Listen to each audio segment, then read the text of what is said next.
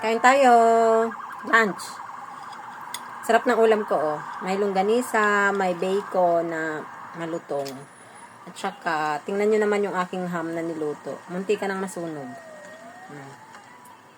Diba? Gustuhan ko lang kumain ng kanin ngayon. Kaya nagluto ako ng ganyan. Tapos may sausawang suka. Tapos may drink ako. Minute Maid. Tapos, ako ay nanonood. Kain tayo, guys. Sarap.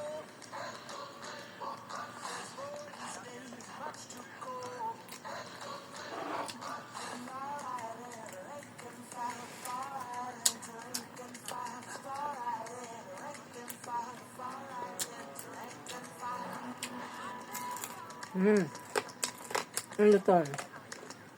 Sarap.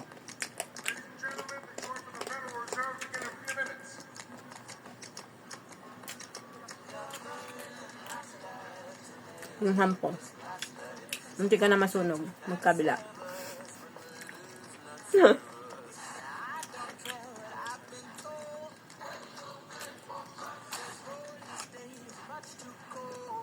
Sarap kumain ng nakakamay.